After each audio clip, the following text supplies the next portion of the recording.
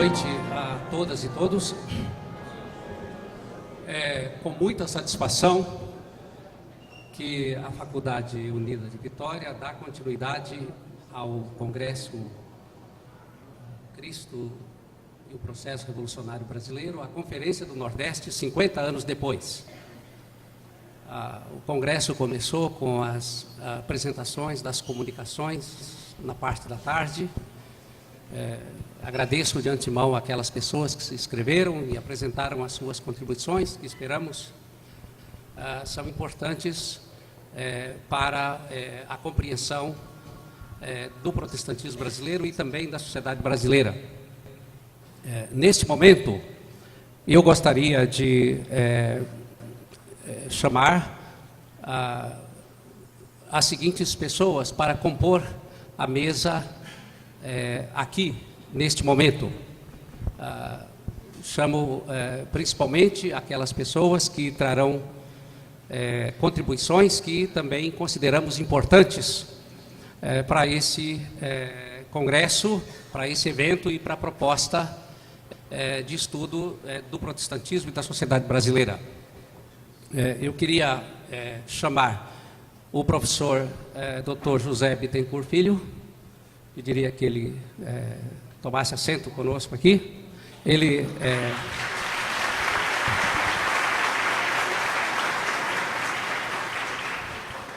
proferirá a palestra de abertura desse congresso e, no devido momento, ele será também apresentado a todas e todos. O professor Dr. Zuínglio Mota Dias, da Universidade Federal de Juiz de Fora.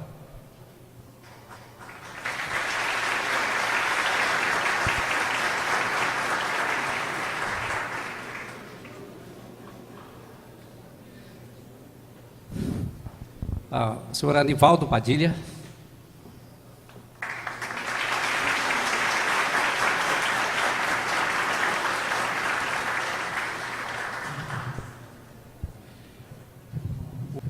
O reverendo João Dias de Araújo.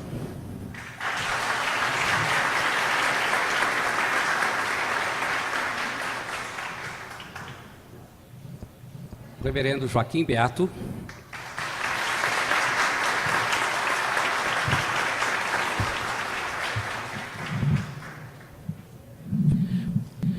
O professor Vanderlei Pereira da Rosa, diretor da Faculdade Unida de Vitória.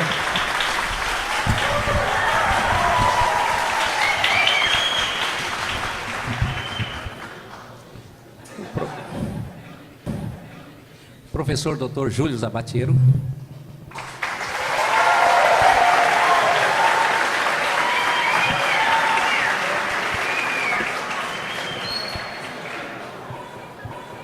Professor Dr. Ronaldo Cavalcante.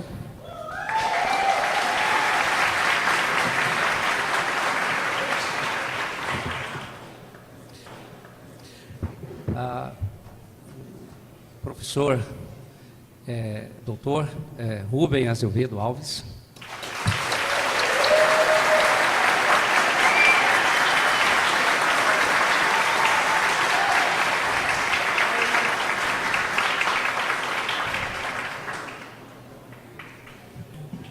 Queria agradecer a todos vocês que se encontram aqui. Esperamos e temos certeza disso, que a contribuição de todos vocês será importante para o andamento da proposta deste evento. Com isso, e com a composição desta mesa, nós damos por encerrado, vejo que eu estou um pouco nervoso,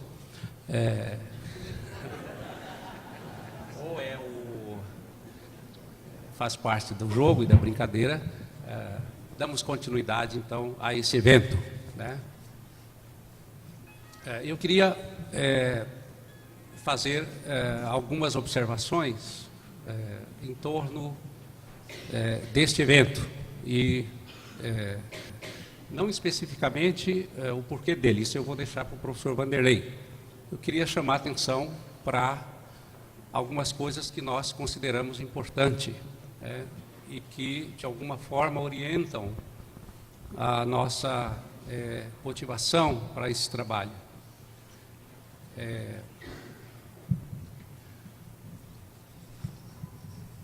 No ano de 2000, foi publicado um importante livro na França, do filósofo Paul Ricoeur, chamado A Memória, a História e o Esquecimento.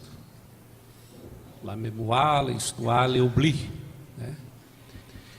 E uma das questões que motivou o Paul Ricoeur a produzir esse livro foi uma questão que já o perseguia há muito tempo, que é a questão da narração.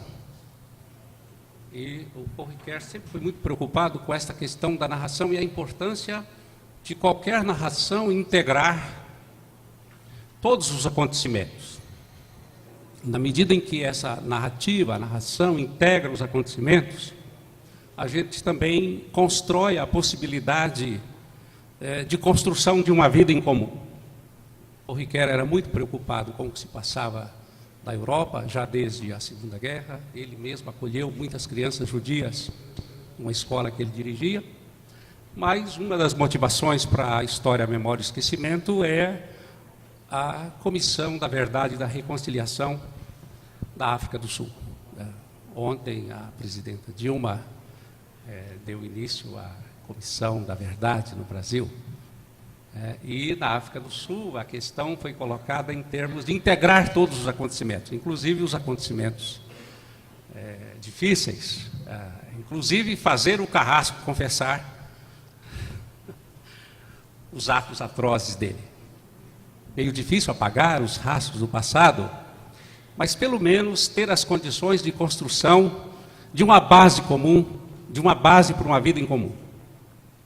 E o que nós queremos aqui é trabalhar um pouco a memória de um acontecimento muito importante e de acontecimentos muito importantes da sociedade brasileira dos anos 50 e 60. Isso porque parece que as coisas caem no esquecimento muito fácil. É preciso narrar a história. Os aspectos bons, mas é também preciso narrar e enfrentar tudo. A integração na narrativa de todas as coisas é que permitirá a construção de uma base em comum, de onde nós podemos partir e construir algumas coisas. Então, nesse sentido, este evento também parte de uma pergunta fundamental, porque a grande questão que se colocava nos anos 60 para o protestantismo era a questão se o protestantismo teria futuro na América Latina. O educador suíço Pierre Fortet, num artigo de 64 da revista Paz e Terra, dizia que não existe futuro para o protestantismo na América Latina. E ele chegou até a dizer que o protestantismo era fruto de uma mentalidade enfermiça, norte-atlântica. É evidente que precisa entender o contexto e as afinidades eletivas do protestantismo naquele contexto.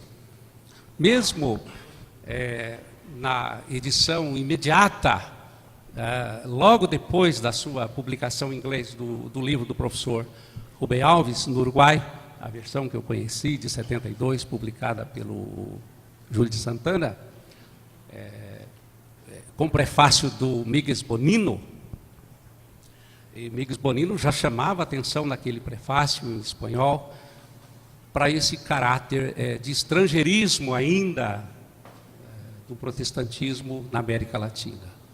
Então a gente quer, de alguma forma, problematizar isso. As conferências, as palestras, os testemunhos retomarão este momento importante. Nós queremos fazer uma memória daquele evento. Isso também tem a ver com o fato de que o protestantismo, pelo menos brasileiro, sempre foi muito ambíguo, ao mesmo tempo que ele tem dentro de si potencialidades até subversivas, e se vê claramente logo depois as suas afinidades eletivas e o seu ajuste progressivo ao status quo. Então Então, num primeiro momento, a gente quer retomar este momento importante. Mas não só isso, né?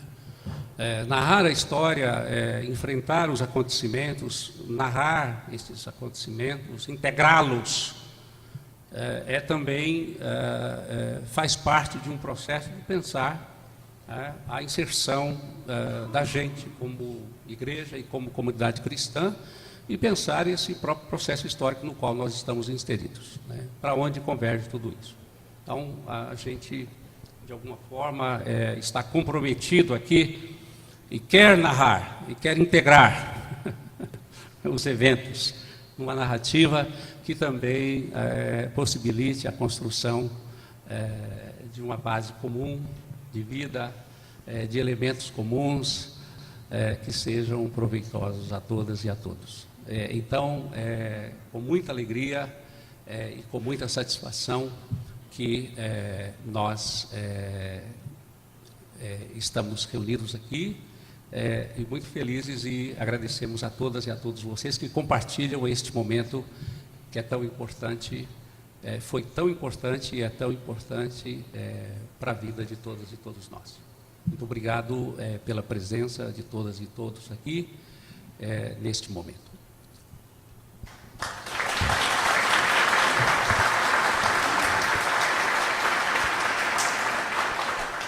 Eu queria passar a palavra ao diretor da Faculdade Unida de Vitória, professor Vanderlei Pereira da Rosa, que tem uma palavra a todos e todos nós. Boa noite a todos e a todas. E como o professor José Adriano já disse, a gente está muito agradecido pela resposta que vocês deram ao convite para estarmos juntos nesses 3 dias.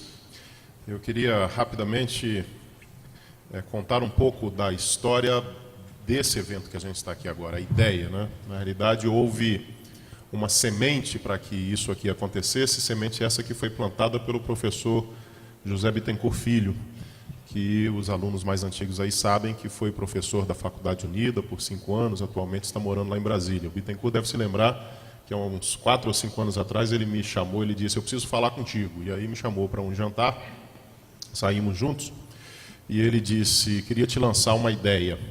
Não sei se todos aqui sabem, mas a Faculdade Unida funciona atualmente dentro do prédio do Centro de Formação Martinho Lutero, onde na década de 60 funcionou o Seminário do Centenário, cujo reitor foi o reverendo Joaquim Beato, e foi professor, e outros professores que estão ainda morando aqui em Vitória até hoje. E esse seminário ele foi fechado no calor dos acontecimentos, do golpe militar, do regime militar, e como nós veremos aqui sobejamente, tanto hoje quanto ao longo do dia de amanhã, as principais denominações evangélicas, elas se alinharam ao regime e houve uma espécie de implantação de ditadura eclesiástica. Então esse seminário foi fechado nessa época por essa ditadura eclesiástica. Então o Bittencourt me lançou a ideia de nós fazermos ali uma comemoração, o fato de que 40 anos depois uma faculdade de teologia voltou a funcionar dentro do mesmo prédio, e convidar o pastor Beato, o pastor Claude, alunos, outros professores, para fazermos uma comemoração desse fato. Eu fiquei muito empolgado com a ideia, mas a ideia ela acabou ficando na prateleira durante esse tempo todo. E ano passado, nós, em maio, exatamente há um ano atrás, nos lembramos que esse ano estaríamos completando 50 anos da Conferência do Nordeste.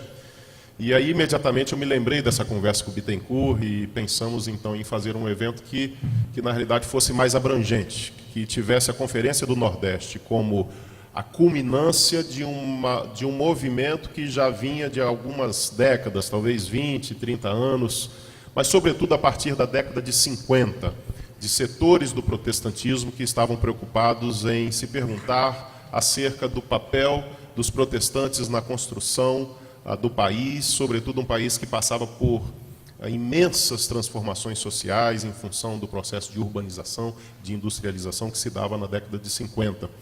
O fechamento do Seminário do Centenário foi um elemento dentro de vários outros acontecimentos, que, como eu disse, a Conferência do Nordeste representou uma espécie de dobradiça da história, assim, né? Um antes e um depois na história do protestantismo brasileiro.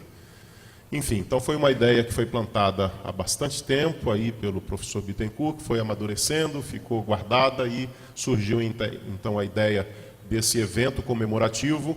O professor José Adriano ficou responsável por fazer contato com esses palestrantes que estão aqui, todos, sem exceção que nós ligamos, aceitaram imediatamente e com muito ânimo, com muita alegria.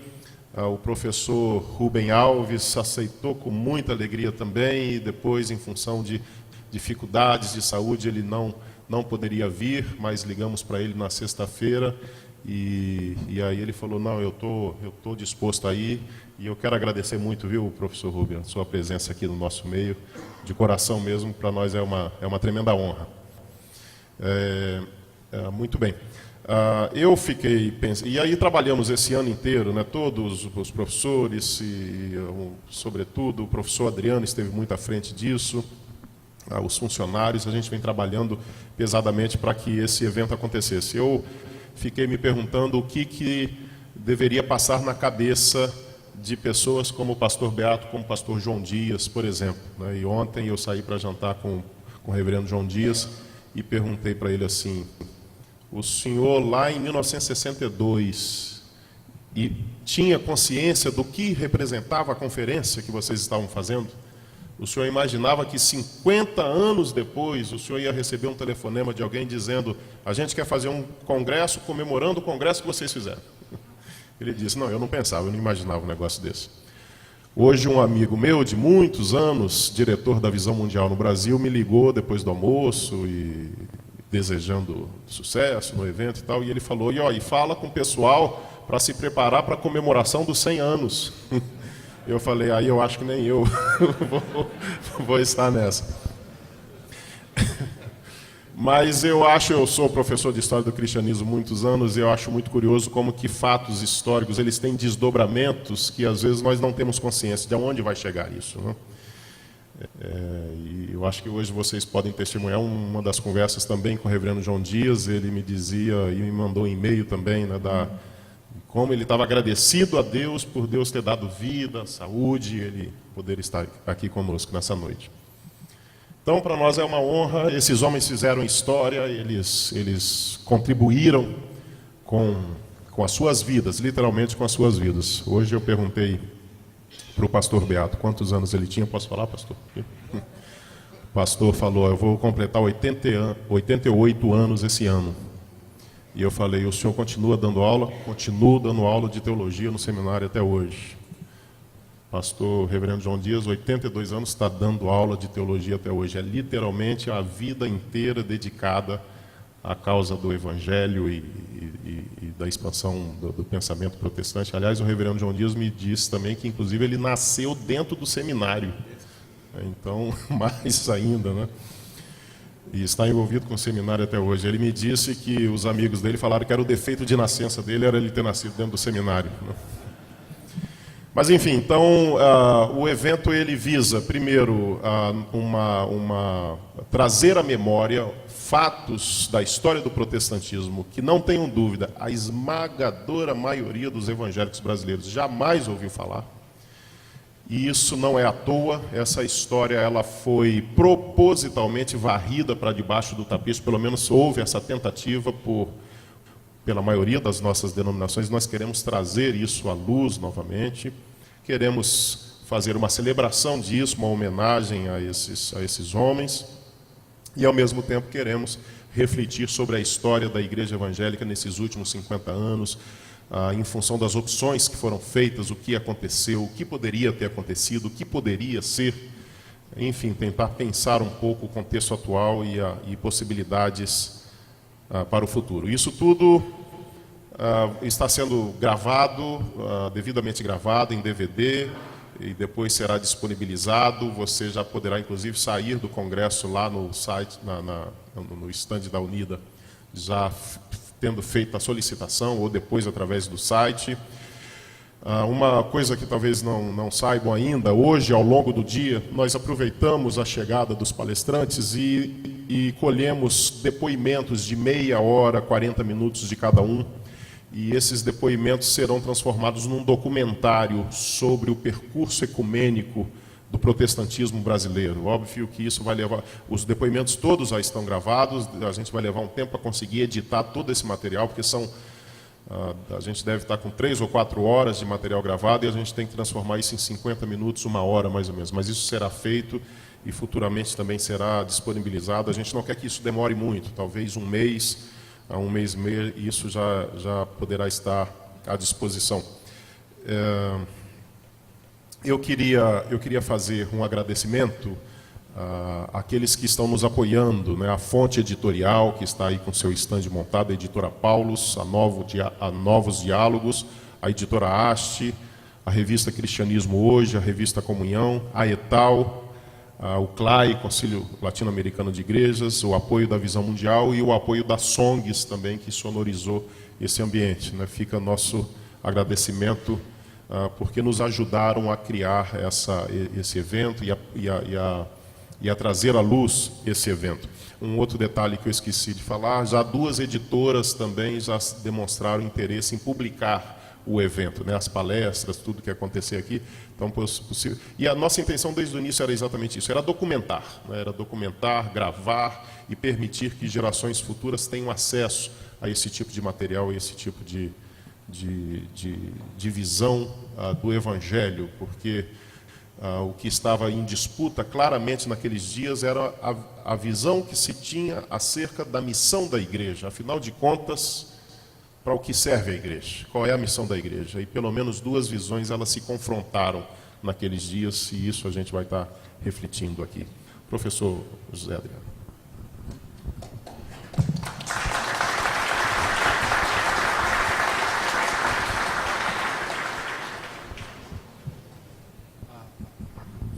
Passo então a palavra ao professor José Bittencourt, filho. Queria apresentar um grande amigo. Eu conheci o Zé Bittencourt em 88. Talvez ele não lembre. Estávamos em Curitiba, palestras com o reverendo Joaquim Beato sobre apocalíptica. Um frio, né? Mas muito calor humano e aprendemos muito, né? Mais tarde trabalhamos junto. Ele era meu chefe, né? Mas o Zé Bittencourt é um pesquisador, estudioso das relações religião e sociedade no Brasil, com trabalhos importantes publicados nesta área. O tema dele nesta noite é o movimento Igreja e Sociedade. No contexto dos anos 50 e 60, acontecem várias transformações na sociedade brasileira e latino-americana em geral. E acontece de forma bastante efetiva a participação das igrejas nesse processo. José Bittencourt, que já escreveu sobre esse tema, então é o nosso convidado para introduzir toda essa discussão que nós propomos para este evento, que se liga com a conferência e outros aspectos. José Bittencourt, muito obrigado por aceitar o convite da Faculdade Unida e, de antemão, agradecemos muito a sua participação e a sua contribuição e reconhecemos a importância do seu conhecimento deste assunto e sabemos que podemos aprender muito com você sobre este assunto especificamente. Muito obrigado. Então, boa noite a todas as companheiras e companheiros, irmãs e irmãos. Eu fiz o dever de casa direitinho, tá? Me convidaram, então eu fiz a palestra bonitinha, está aqui, tá bom? Não vou usar. Por 2 razões. A primeira é que não dá tempo, vocês vão ficar muito cansados. Isso aqui dá um curso de 6 meses. Estava lendo ontem lá, no avião estava vendo essas notas. falei, eu fiz um curso para um semestre, né? E eu vou ter, no máximo, 1h30, porque ninguém aguenta mais que isso, né? Sem contar que o pessoal fica com medo da chuva. Bom, em segundo lugar, porque falar desse assunto necessariamente invade o terreno da emoção e do afeto. Não tem como falar de ecumenismo.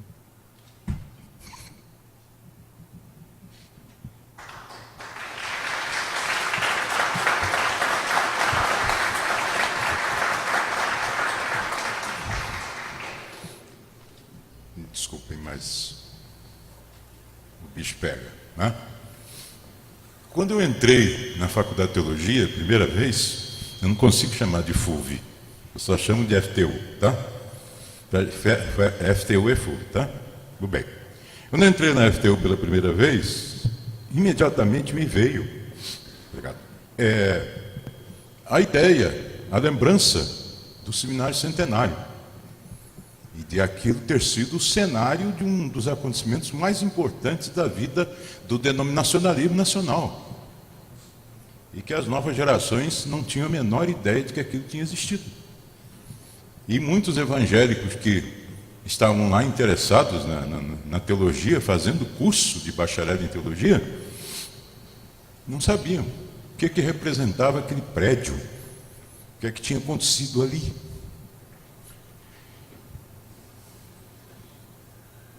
Eu tenho um contraparente que foi aluno lá, e ele me contou das agruras que eles passaram. Vocês não estão sabendo também do que eu estou falando, não, né? Mas ao longo desse congresso vocês vão saber, porque esses assuntos vêm todos misturados. Quando eu fui convidado, eu pensei, por que meu assunto é o primeiro, se o desenvolvimento de ISAL como instituição é posterior à Conferência do Nordeste, né? Aí depois eu descobri que a questão não é cronológica. Na verdade, nós estamos fazendo o que o Brasil está fazendo. E, por sorte, estamos fazendo no mesmo tempo histórico, né? Que é olhar de novo, revisitar o nosso passado e reinterpretá-lo. Porque o que a boa filosofia da história tem nos ensinado é que história tem pouco a ver com fato e muito com interpretação. E nós precisamos de informação qualificada e de interpretação do que representou esse momento da vida do protestantismo nacional. E nada melhor para fazer isso do que exatamente você ter essas pessoas. Todos eles foram protagonistas nessa época, quer pelo movimento de juventude, quer pela própria Confederação Evangélica, quer por ISAL, quer pelo movimento ecumênico internacional, que dava seus primeiros passos na América Latina. Todas essas pessoas foram protagonistas de algum momento. O professor Rubin foi o primeiro secretário de estudos de ISAL. O professor Zwingli foi o último. Então aqui está a história de ISAL, né? Todinha. E as histórias que a gente vai tentar contar ao longo desses dias. Não tem outro jeito de falar sobre esse assunto. E hoje, quando eu participei desses depoimentos de que falava o professor Vanderlei, foi inevitável que eu fizesse uma revisitação do meu passado, da minha participação nessa história. Porque eu não sou dessa geração. Eu não fui herói como eles. Eu não enfrentei o que eles enfrentaram. Eu fui introduzido nesse assunto por uma pessoa que devia estar aqui, chamado Carlos Alberto Correia da Cunha.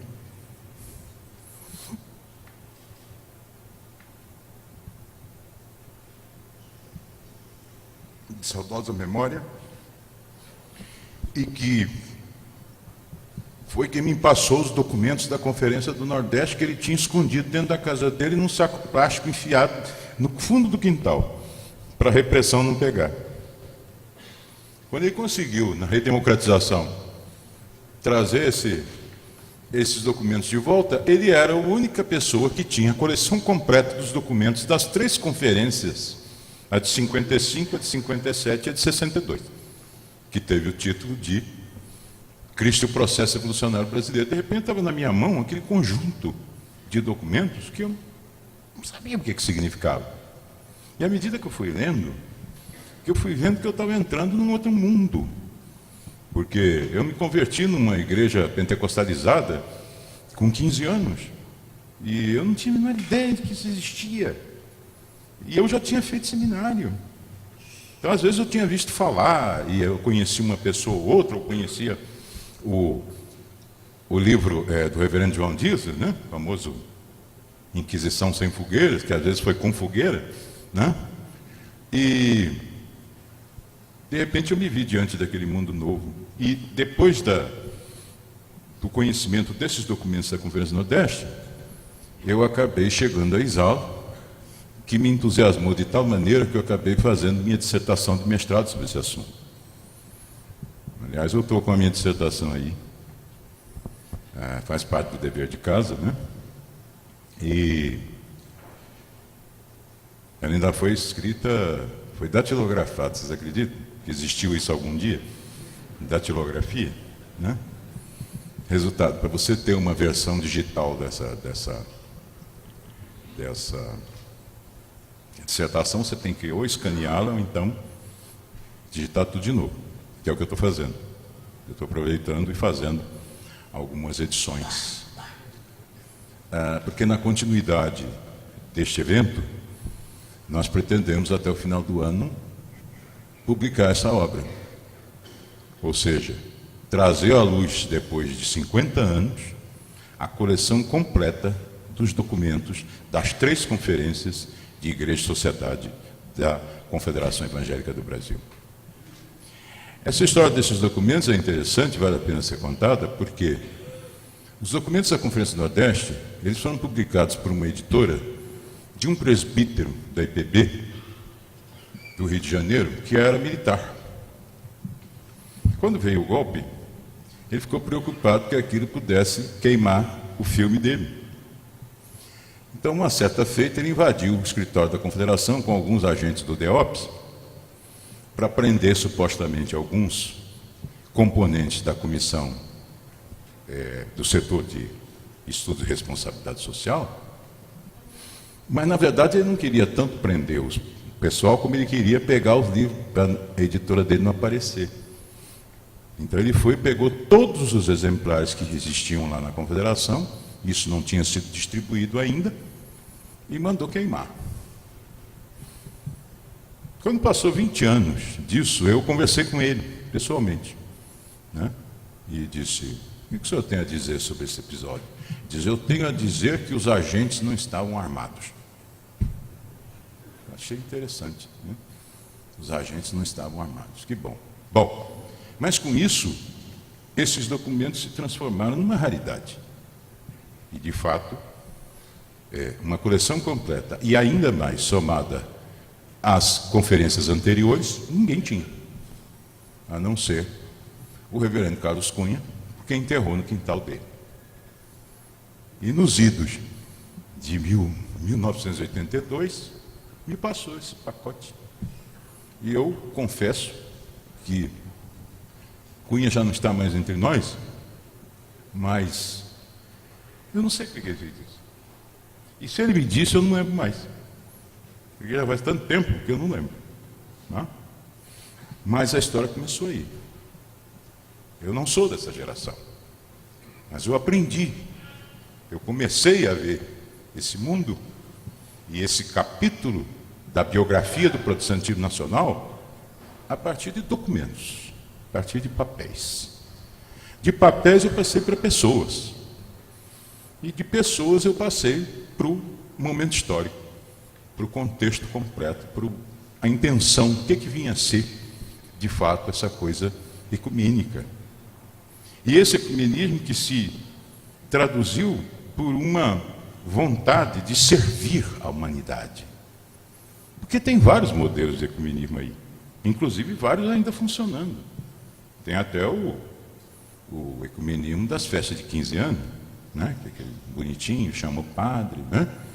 Vem as meninas, passam embaixo da espada do cadete, aquela coisa toda, no sentido literal. Então, o que acontece? É espadinha mesmo, tá? Não pensem mal das moças. Então,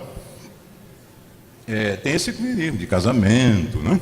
De festa de 15 anos, etc. E outros de outros tipos que partem, por exemplo, da experiência das experiências místicas. No meu caso, dos grupos pentecostais, há vários grupos pentecostais em relação ecumênica com católicos carismáticos. Porque o que é que eles têm em comum? Eles têm em comum essa experiência mística, né? Então, há vários modelos de ecumenismo. Nós estamos falando de um. Desse modelo de ecumenismo que nasce com uma entidade, que é o Conselho Mundial de Igrejas, que eu chamo de ONU da Igreja. Porque a ONU, tanto a ONU quanto o Conselho Mundial de Igrejas, foram fundados no sentido de rever e de redirecionar as nossas civilizações. Porque a civilização ocidental, chamada cristã, e a Europa da Reforma, produziram 2 guerras num só século. E as mais sanguinárias da história da humanidade. Então, quando chegou no final da Segunda Guerra, o pessoal pensou, temos que fazer alguma coisa, porque não é possível que a nossa cultura, a nossa civilização tenha caído nisso, tenha chegado a isso. E o pior é que essas 2 guerras não ficaram restritas ali ao âmbito europeu, mas elas acabaram se expandindo para o mundo inteiro. A Segunda Guerra foi realmente mundial.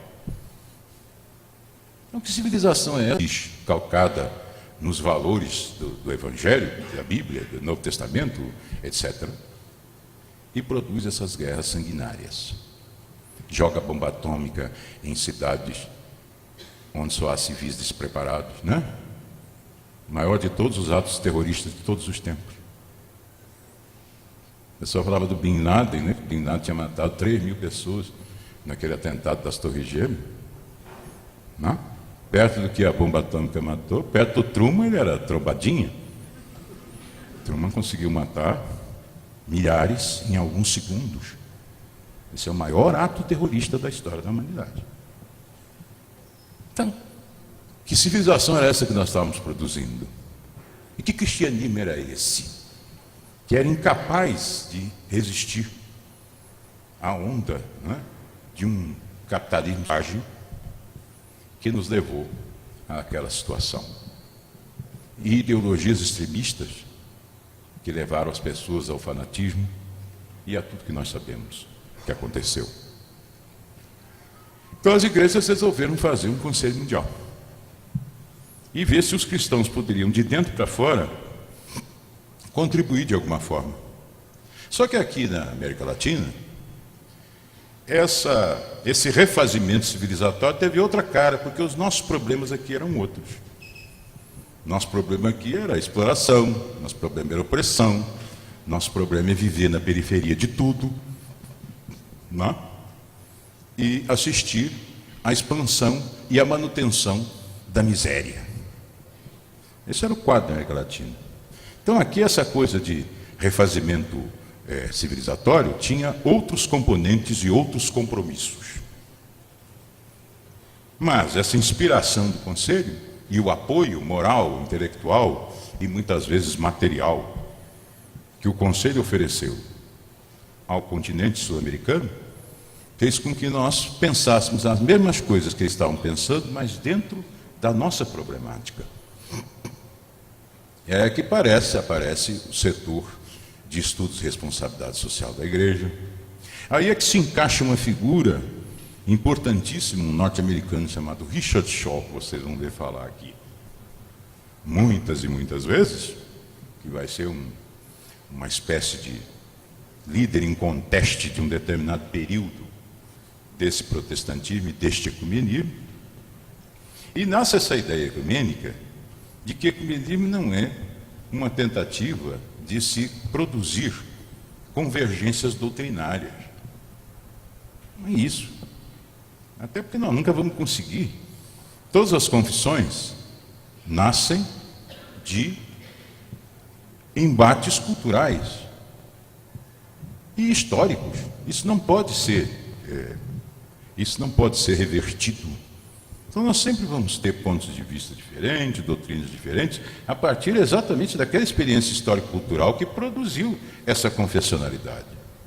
O Tillich já dizia isso. Não tem outro jeito. Nós não temos que sair pelo caminho da doutrina, se ele acredita nisso, acredita naquilo. Né? Nós temos que servir a humanidade. O serviço à humanidade, a diaconia, no sentido mais teológico que a palavra tem, é que é a base e o início de qualquer ecumenismo. Por isso esse ecumenismo é chamado, com muita propriedade, essa modalidade que eu falo, de ecumenismo de serviço. E serviço no sentido de diaconia, é a tradução mesmo da palavra neotestamentária. Então este é um modelo de ecumenismo, que desde logo, em função da indignação ética, passou a ser crítico do capitalismo e passou a se irmanar com os movimentos e com as ideias e com as propostas que na época circulavam anticapitalistas.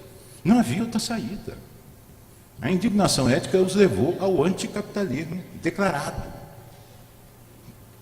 Mas se hoje isso é problema, não é? O pobre do presidente Obama quis fazer uma mudança lá no serviço de saúde americano, disseram que ele era marxista. Você imagina, né? Obama marxista. Né? Chega a ser deprimente, né? Mas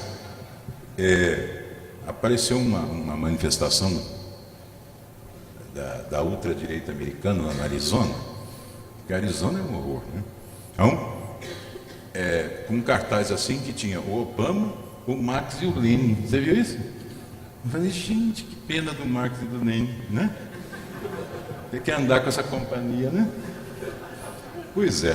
Então, se ainda hoje nós estamos em 2012, você vê essa pataquada, vocês imaginem o que era nos anos 50 e 60.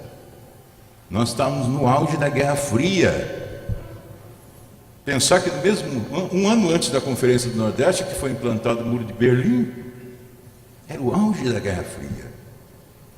Então imagine o embate ideológico, o clima de radicalização, de confronto, de conflito que se desenhava na sociedade e como isso se desdobrava para dentro das igrejas. Que aí a gente tem que entrar no campo da sociologia da religião e discutir o conceito de autonomia relativa das associações religiosas. Como é que as associações religiosas, sendo associações de adesão voluntária, como é que elas reproduzem a sociedade? Como é que elas reproduzem os embates ideológicos da sociedade? Ou reproduzem a organização social estrutural? Isso é um debate para a sociologia da religião, mas eu estou mencionando isso apenas para dizer para vocês que as igrejas não vivem para além da sociedade. Mesmo essas que só lidam dia e noite com um demônio, né? Tem até demônio dedo duro, né? Vocês viram? Tem um demônio que foi lá na Igreja Universal e falou que ele gostava de ficar na igreja do bispo, como é que ele chama? Do Valdemiro, né? É um demônio dedo duro, né? Então, mesmo estas reproduzem a seu modo a sociedade como está organizada e estruturada. Ou seja, para a gente pensar, não seria possível você ter este modelo eclesiástico se nós estivéssemos na transição civilizatória, na pós-modernidade cultural e no absoluto predomínio do capitalismo financeiro. Não ia ter como ter esse tipo de proposta religiosa. Só tem porque a sociedade está assim. E está assim cada vez mais no âmbito planetário, porque nós estamos na bendita da globalização. Então a relação igreja-sociedade precisava ser cuidadosamente examinada naquela época, como nos dias de hoje também, mas naquela época significava você ter um manancial de recursos teóricos, e de recursos retóricos e de recursos ideológicos para poder fundamentar sua opção pelo serviço à humanidade. Não? E é nesse ponto que aparece Exalco. em que Isao, na verdade, era uma agremiação de intelectuais protestantes, que depois foi agregando intelectuais católicos também. Porque a preocupação deles todas era essa: estabelecer o estado da questão da relação igreja e sociedade na América Latina. O que é que isso representava? E qual era a correspondência teológica e bíblica deste momento histórico?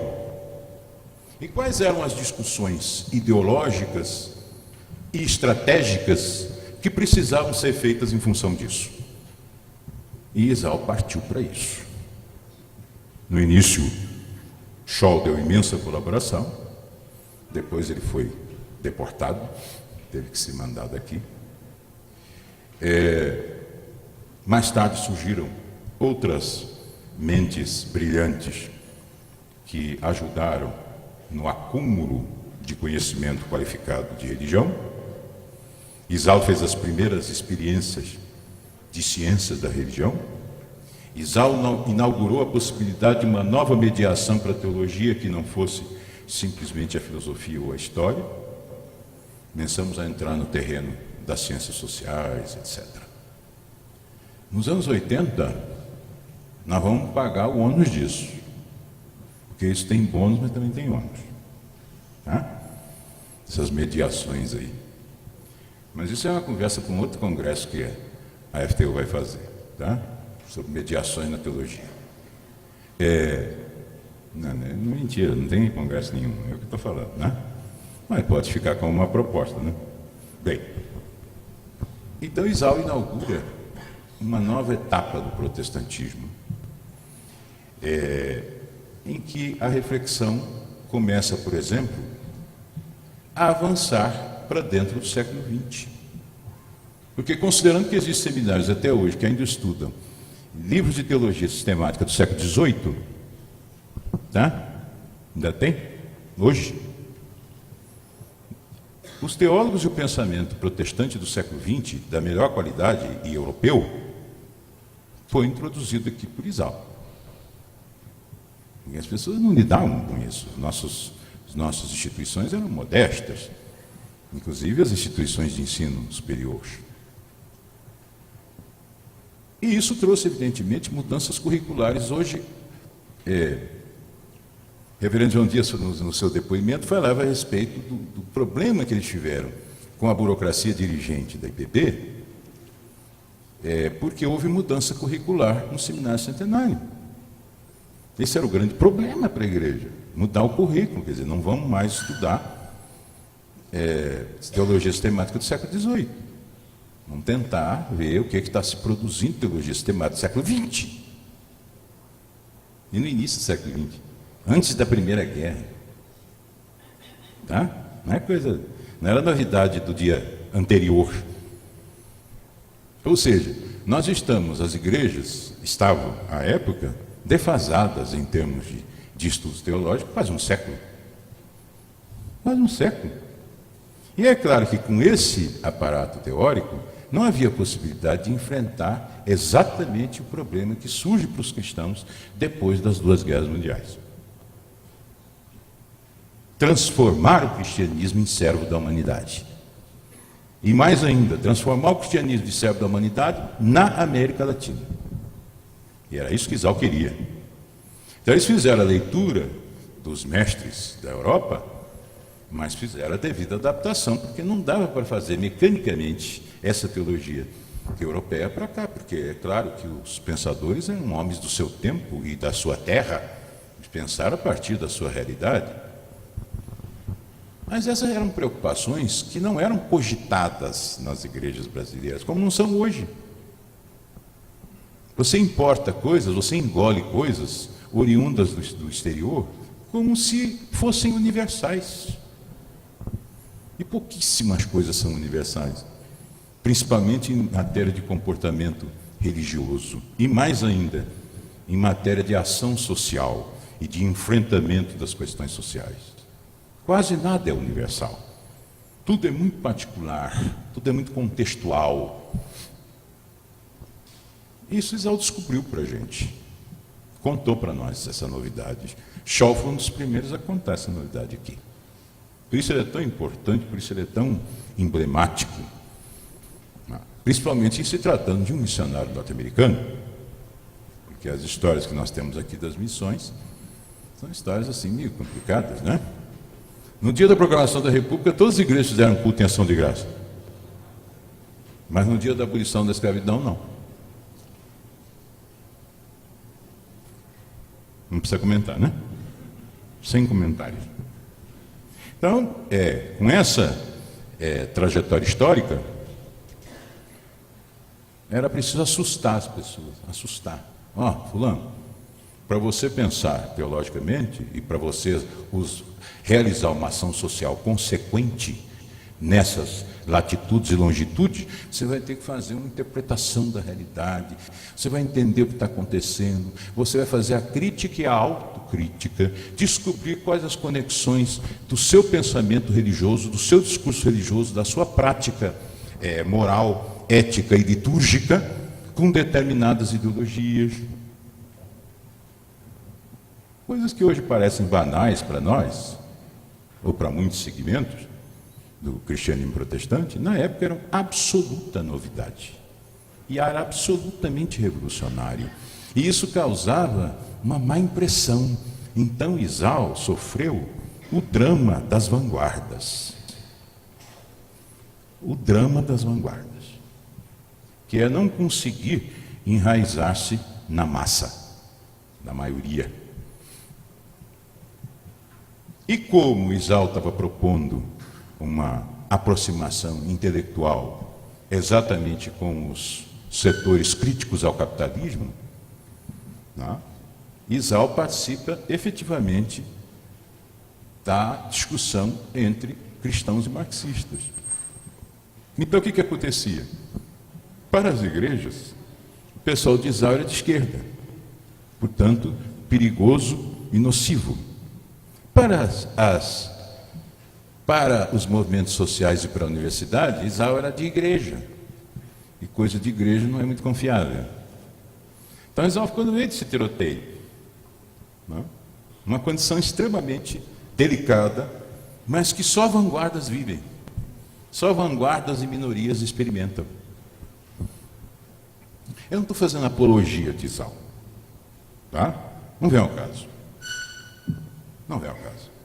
Cometeu erros, equívocos graves, etc.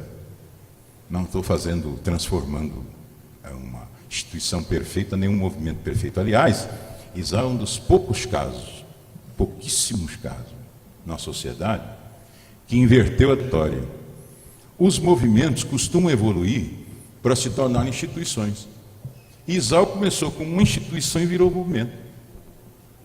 É uma das coisas mais curiosas da vida de Isao. Ele começa como Junta Latino-Americana de Igreja e Sociedade, uma organização proposta pelas federações e confederações evangélicas do Brasil e Cone Sul. Ele começa assim, uma instituição eclesiástica de confederação evangélica. Só que ele avança tanto no seu propósito e na sua produção, que ele acaba virando um movimento que vai atrair até pessoal da academia, pessoal da militância política e pessoal católico, formando o Isao maduro de alguns anos depois, que aí vai se chamar não mais Junta Latino-Americana de Igreja e Sociedade, mas Movimento Igreja e Sociedade na América Latina. Isso aqui é a sigla Isao, né? Ele vai se transformar nesse movimento que vai cada vez atrair mais pessoas de diferentes procedências e que nunca tinha se encontrado e que não achava que tinha condições de dialogar e debater no mesmo ambiente, mas aí ele vai sofrer a crise das minorias e das vanguardas. Aí a gente poderia fazer uma discussão filosófica e política aqui de semanas a respeito dos ônus e dos bônus de se ser minoria e vanguarda, né?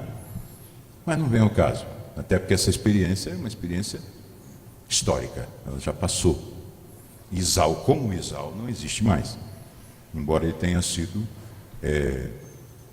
se tentou dar uma continuação, uma continuidade a ele por intermédio de uma outra instituição continental, mas não se conseguiu reproduzir o espírito de Exalc. Mas o que é interessante é o seguinte: mesmo Exalc tendo desaparecido como instituição e a sua produção ser hoje uma produção de museu, né? Na verdade, ele introduziu em certos setores do protestantismo brasileiro e latino-americano uma outra maneira de ser, de viver e de pensar. Ou seja, nunca mais o protestantismo latino-americano pode ser o mesmo depois de Exalc. Mesmo que queira, não consegue. Mesmo que queira, não consegue.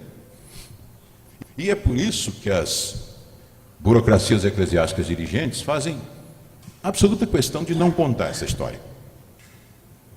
Fazem absoluta questão de sonegar às novas gerações esses episódios. Porque eles sabem que uma vez a pessoa confrontada com essas experiências, com esse conhecimento, nunca mais vai ser a mesma.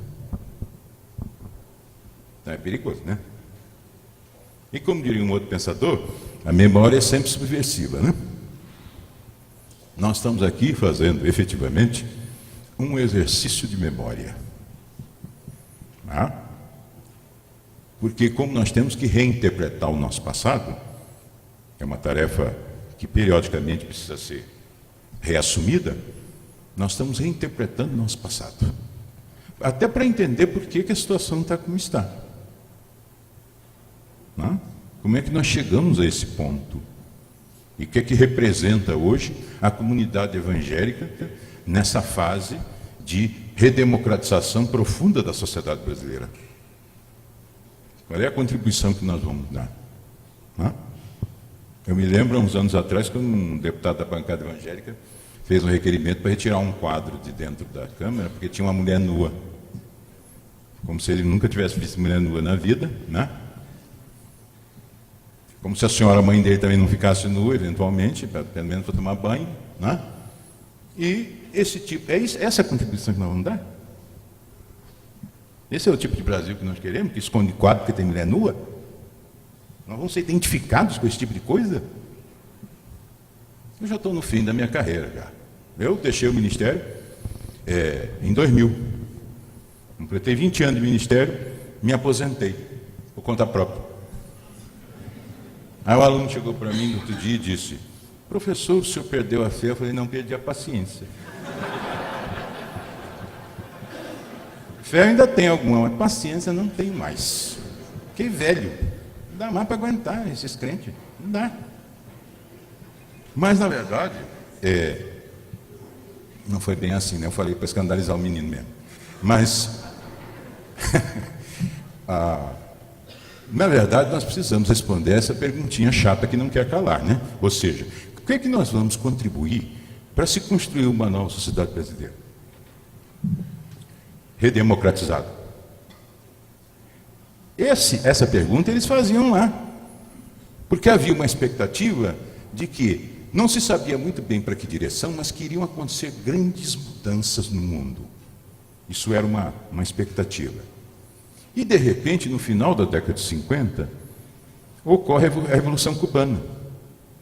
A Revolução Cubana foi extremamente simbólica. Por quê? Não é por causa do comunismo, do leninismo, do trotskismo, nada disso. Foi simbólica porque, pela primeira vez, se viu que era possível enfrentar os Estados Unidos. Os Estados Unidos não era assim tão inatingível quanto parecia. Os Estados Unidos, percebendo essa simbólica, estabeleceu, até os dias de hoje, né, o bloqueio. Porque qual é o perigo que Cuba pode oferecer para os Estados Unidos? Você jogar 2 mísseis lá, e não precisa ser nuclear, jogar 2 mísseis, acabou a população. Aquilo sempre foi assim. Então, por que bloqueio? Por que essa perseguição? Por que essa noia de Cuba? Por causa do seu poder simbólico. Cuba, enquanto existir Cuba revolucionária, né, nós vamos saber que o maior poder militar do mundo pode ser enfrentado, sim. E ninguém melhor do que os nossos antepassados naquela época, alguns dos quais estão aqui, para perceberem isso. Não. E aí então a expectativa começou a tomar um formato. Nós estamos indo para a esquerda, nós estamos indo para o socialismo. Tanto é que a última experiência, as últimas experiências de Isao coincidem exatamente com a experiência frustrada do Chile, do socialismo pela via legal, do socialismo pelo voto. Porque foi só o socialismo ganhar que as potências deram conta, deram cabo do governo e da experiência chilena. E no lugar dele veio aquela coisa do Pinochet. Né? Então, o que ocorre? Não havia. Se você tinha indignação ética, se você tinha experiência cubana, você tinha que olhar para a esquerda. Nós estamos falando em fim dos anos 50, gente. Fim dos anos 50, tá? Vamos tentar nos transpor para lá. E aí, a indignação ética faz com que nos aproximemos das teorias, dos pensamentos e das experiências anticapitalistas. Só podia ter a caminhada que teve. Aí, mas está errado, mas falhou, fracassou, projeto, socialismo real, acabou em 89, como diz o Hobsbawm, né? Quando o socialismo real acabou, os ricos perderam medo dos pobres, né? E é exatamente isso. Inclusive, isso afetou diretamente as fontes de financiamento de projetos no terceiro mundo, porque você não tinha mais comunismo para ameaçar, né? Os governos não quiseram mais dar grana para projetos sociais. Engraçado, né? Era para projeto social, para atender os pobrezinhos, ou era para evitar o comunismo? Eu acho que é no mínimo os dois, né? No mínimo os dois. Pois bem, um detalhe importante é a gente conectar Conferência do Nordeste com Isao. E a conexão é interessantíssima. Não é só uma questão intelectual. Então tinha Scholl, tinha Rubem Alves, tinha Valdo César. Não era isso. Era que o Brasil foi o pioneiro na implantação de regime de segurança nacional. O primeiro golpe militar no modelo de segurança nacional foi o de 64 no Brasil. Aí o que os irmãos iam fazer? Se dentro da confederação o pau já estava comendo. Nas igrejas o bicho sempre pegou. Qual foi o espaço que sobrou? Então, para vários intelectuais protestantes que estavam imbuídos desse espírito ecumênico de serviço, Isao era a saída. Então, nós vamos ver em Isao os brasileiros, né, que estavam no setor de responsabilidade social da Confederação Evangélica do Brasil. Isao virou uma espécie de refúgio para os brasileiros, depois do golpe. Só que era um problema, por quê? Porque as trajetórias eram distintas. Enquanto o Brasil entrou nas trevas da ditadura, os países aqui em volta estavam ao contrário, estavam num caminho de esquerdização, de socialização. Então o pessoal desconfiava um pouco dos brasileiros. Esse pessoal é meio esquisito, né? E os brasileiros tiveram que ser bastante ginastas, né? Para não perder o prestígio junto aos seus colegas, porque eles estavam falando de libertação e nós estamos falando em cativeiro. As coisas não batiam. Não batiam.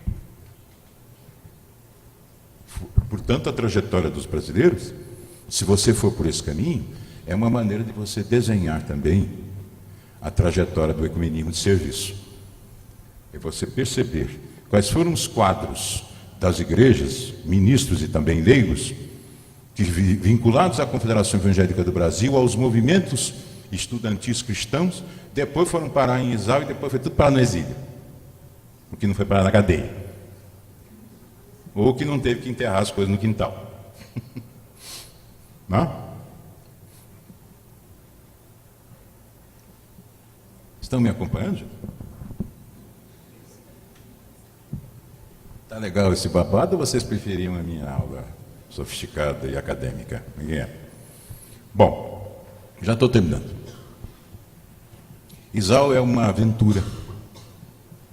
ISAL é um sonho.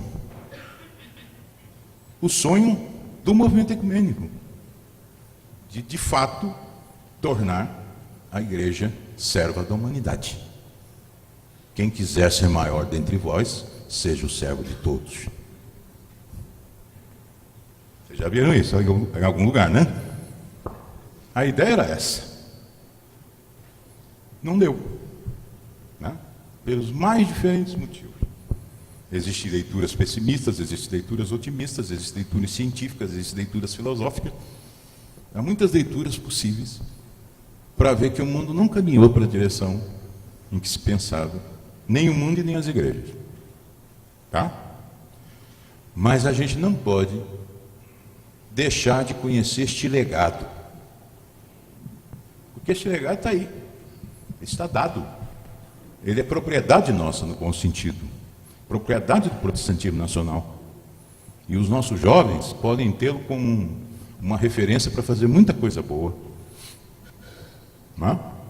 E não criar referências artificiais, como muitas igrejas estão criando. Não é? Inclusive é muito interessante, né? O protestantismo brasileiro nunca desenvolveu uma teologia satisfatória, uma liturgia satisfatória, e agora estão virando judeu. Né? Eu estou vendo sinagoga, sujeito de branco tocando chofar, e outro dia. Aí disseram que é a igreja batista. Eu falei, credo. Credo em cruz. Igreja batista tocando os troços. O que significa isso? Não tenho nada contra liturgia judaica, não. Judaísmo é judaísmo, cristianismo é cristianismo. A ver uma coisa com a outra, não passou. Mas por que tem que criar sinagoga? Porque não tem tradição, não tem background, não tem história, não tem referência. A falta de referência litúrgica, a falta de referência teológico-litúrgica, leva a esse tipo de bobagem. Hoje nós estamos recuperando, felizmente no Brasil, essa coisa por exemplo, da vocação voluntária, que precisa ser discutido, né? Bastante. Porque é interessante você ser amigo da escola e pintar a parede da escola do seu filho, e seu filho vê. É interessante. Uma participação legal, né?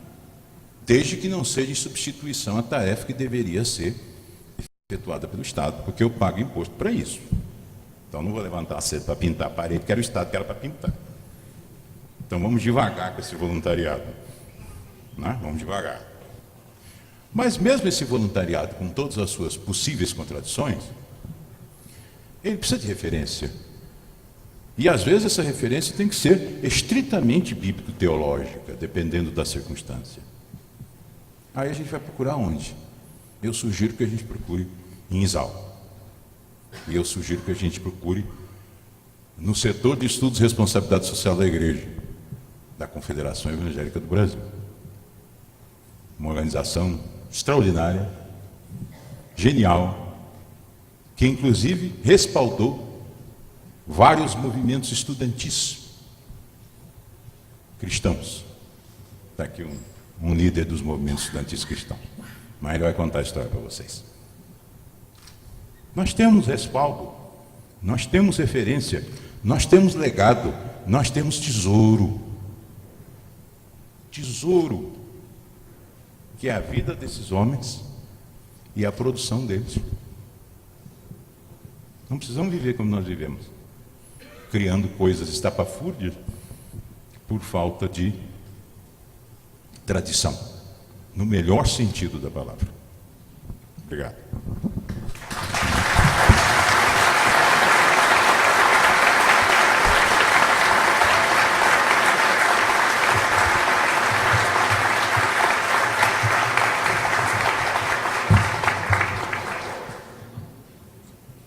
Muito obrigado, José Bittencourt. Apenas algumas observações. Nós não abriremos para perguntas hoje, né? Mas, na continuidade das apresentações de amanhã e até sábado pela manhã, inclusive com a participação do professor José Bittencourt e outras mesas, nós retornaremos a esses temas quando eles terão continuidade e então as apresentações assumirão outra dinâmica, né? Nós, amanhã, na parte da manhã, às 9 horas, começaremos a apresentação com o reverendo João Dias e com o reverendo Joaquim Beato, questões mais específicas relacionadas com a Conferência do Nordeste. O reverendo João Dias e o reverendo Joaquim Beato fizeram os estudos bíblicos daquela conferência há 50 anos atrás. Os profetas em termos de transformação social e política, e estudos sobre o reino de Deus apresentados pelo reverendo João Dias, muito importantes e com intuições hermenêuticas que seriam desenvolvidas posteriormente, ainda no início dos anos 70, no âmbito da teologia bíblica, né? Também eu gostaria de informá-los, amanhã, na parte da manhã, nós também teremos o professor Dr. Rubem Alves, e também haverá o lançamento do livro dele, uma nova edição do livro que ele escreveu no final dos anos 60, nos Estados Unidos, um livro muito importante e que toda uma geração leu. Eu, como disse no início hoje, li esse livro primeiro na edição em espanhol, Religião, Ópio, Instrumento de Liberação, publicada pelo professor Júlio de Santana, pelo menos ele coordenava a edição. Mais tarde tivemos acesso às outras edições, mas o livro será relançado amanhã, pela manhã. A editora, a fonte editorial está aqui. Há também outros livros que foram publicados pela Paulus. Então, na parte da manhã, nós teremos a memória da conferência, né? Que começa no dia 22 de julho de 62, e a cada dia havia um tema. Já no domingo, no culto de abertura, em 22 de julho, falou-se sobre a cidade, e já na segunda-feira, 23, o reverendo Joaquim Beato começou a falar sobre os profetas em tempos de transformação social e política. Então, pela parte da manhã, a partir das 9 horas, nós contamos com a presença de todos e todos, com as apresentações do reverendo Joaquim Beato e João Dias, e com também o professor Rubem Alves, e o lançamento do seu livro. Mais uma edição de um livro que é tão importante e representativo do pensamento teológico brasileiro, né? Então, nós ficamos por aqui hoje. Agradecemos muito. Muito obrigado. Tenham uma boa noite a todos e todas.